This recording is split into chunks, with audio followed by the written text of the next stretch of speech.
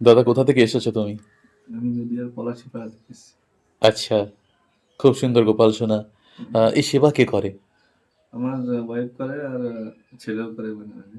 আচ্ছা। ছেলে খুব ভক্তি করে, ও আসবে বলছিল, প্রায় আনার দিনকে আর নিয়ে আসবো। একদম একদম। আর তুমি কি সেবা করার সময় পাও? আমার আর সময় হয় না, আমরা আচ্ছা। তো বাইরেই থাকি বেশিরভাগ সময়। আমি বিশাখাপত্তনমে থাকি এখন। কি করো তুমি? আমি সিআরপিএফে আছি। আচ্ছা। ওখান থেকে এই ছুটিতে এসে আগে অনেকদিন আগে ভেবেছিলাম আসবো। হ্যাঁ হ্যাঁ। আমার গোপালের পায়ে একটু চোট লেগেছে, ওটা ঠিক করানোর জন্য আর কি। একটু আচ্ছা সাথে সিঙ্গারে করিয়ে নেবো। আচ্ছা। তো খুব ভালো লাগলো দাদা, তুমি আজকে এসেছো অত দূর থেকে এত কষ্ট করে। ভগবান তোমার মঙ্গল করুক তোমাদের সকলের। জয় গিরিধারী, জয় শ্রী রাধে। গিরিধারী ডাকে এবার একজন সিআরপিএফ দাদা এলেন আমাদের কৃষ্ণকুঞ্জে তার ছোট্ট লাড্ডু গোপালকে নিয়ে অঙ্গরাগের জন্য।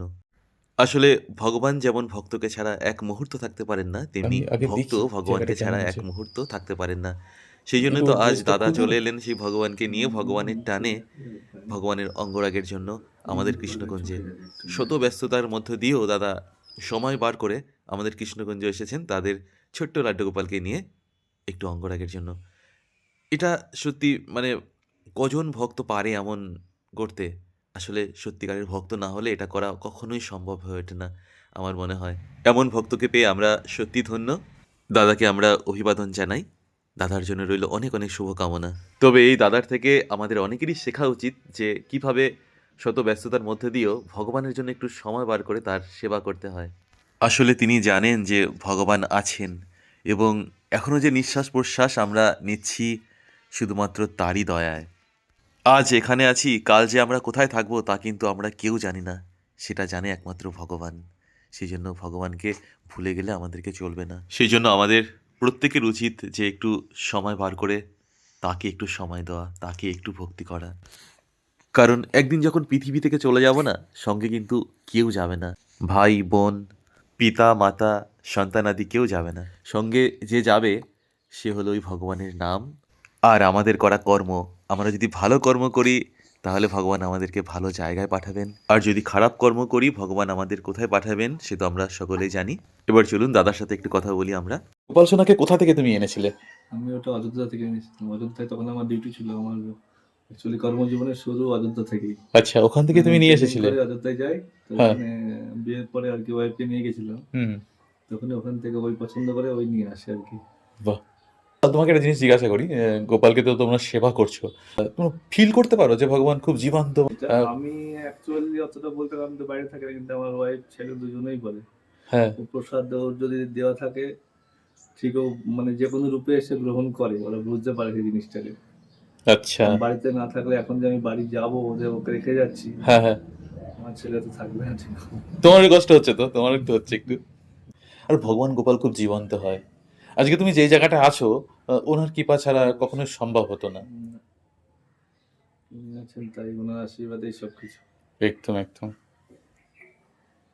আজকে তোমাদের ফ্যামিলির সবাইকে পেয়ে ভীষণ খুশি আমরা, বিশেষ করে এই যে সোনা বাবা। ও আমরাও খুব খুশি আপনার কাছে আসতে পেরে, গিরিধারীর কাছে গিরিধারীর আসতে কাছে পেরে। একদম।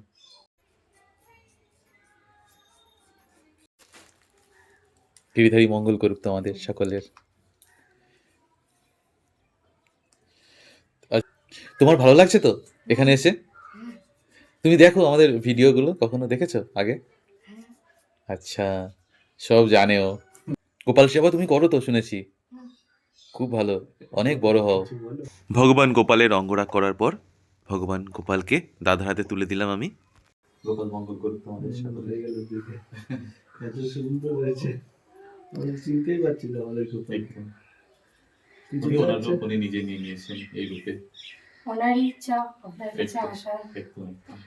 কবে থেকে ভাবছিলাম আমরা আসবো, প্রায় 1 বছর হয়ে গেল বলো। কেমন লাগছে বলো? খুব ভালো অপূর্ব লাগছে। শাম রূপে এসে চলে এসেছে তোমাদের কাছে। ভক্তরা তো ভীষণ খুশি তাদের গোপাল সোনাকে নতুন রূপে দেখতে পেয়ে। লেগেছিল, খুব সুন্দর লাগছে। সুন্দর হয়েছে। শাশুড়ি মা ছিল, তো উনি আমাদের বাড়ি থেকে যাচ্ছিলেন 10-12 কিলোমিটার রাস্তা। আচ্ছা। তো টোটো করে যেতে যেতে ওনার ব্যাগ থেকে সোনার জিনিস কিছু পড়ে যায়। শাশুড়ি মা ছিল, তো উনি আমাদের বাড়ি থেকে যাচ্ছিলেন 10-12 কিলোমিটার রাস্তা। আচ্ছা। তো টোটো করে যেতে যেতে ওনার ব্যাগ থেকে সোনার জিনিস কিছু পড়ে যায়। হ্যাঁ কত ভরি উঠে ছিল প্রায়? তাও 2-3 ভরি সোনা ছিল। হ্যাঁ সোনা ছিল। হ্যাঁ তো ওই এলাকাটা পুরো মহিলাম এলাকা, হ্যাঁ। মানে মুর্শিদাবাদ পড়ছে তো। তো রাত্রেবেলাতে রাস্তায় পড়েছিল, তো সেখান থেকে আরেকটা টোটোওয়ালা পেয়েছে। হুম হুম। সে তার 2 দিন পরে ও এসে, আমি তো এদিক ওদিক সবাইকে ফোন করতে পারলাম, শ্রীনগর ছিলাম কাশ্মীরে। ফোন করি কে কোথায় খোঁজ পাচ্ছে, কেউ খোঁজ পায়নি। গোপালের কাছে তখন ওরা মানত করে যে গোপাল যদি আমরা খুঁজে পাই জিনিসটা তোমার একটা সোনার চেন দেবো। আচ্ছা। মানে আমার শাশুড়ি মা কি করে, 2 দিন বলার পরেই 2 দিন বলার পরে ওই হ্যাঁ। অটোমেটিক্যালি বাড়িতে একজন গিয়ে বলে আসে হুম। যে আমরা অমুক জায়গায় জিনিসটা রেখে এসেছি, আমরা পেয়েছিলাম টোটোওয়ালা আমরা। আচ্ছা। তারপরে ওখানে গিয়ে অন্যদের সঙ্গে কিছু বার্গেনিং করতে হয়, করে আমরা ওখান থেকে পেয়ে যাই। বাহ, আমার শাশুড়ি মা গোপালকে চেন দিয়েছেন। গোপাল সোনা জয় হয়েছে। ডাকলে খুব ভালো। উনি আসেন, যখন ঠিক। বিপদ আপদে ডাকি উনি সাড়া দেন অবশ্যই। আজকে এত ভালো রয়েছো তারই জন্য, তারই কৃপাতেই রয়েছো সবকিছু তোমরা ওনার কৃপায়। প্রত্যেকেই। তার ইচ্ছে ছাড়া একটা গাছের পাতাও নড়ে না। মানুষ আর ইচ্ছা আছে বলেই আজ আপনার কাছে এত দূরে আমরা আসতে ঠিক পেরেছি। ঠিক। ওই গে-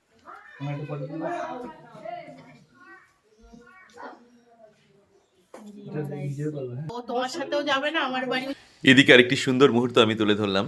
আমার একজন স্টুডেন্ট বাগানে একটু রং তুলির কাজ করছিল, তার হাত থেকে দাদা রং তুলি নিয়ে নিজেই করে দিলেন এই সুন্দর কাজটি। এটা আমাদের অনেক সৌভাগ্য এবং অনেক বড় প্রাপ্তি।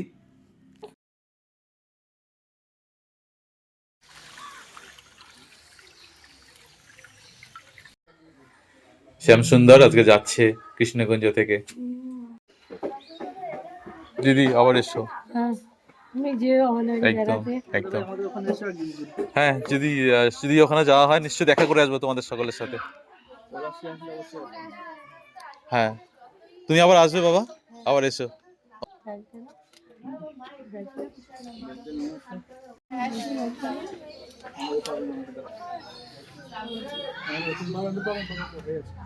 আসি দাদা। রাধে রাধে, রাধে রাধে, ভালো থেকো।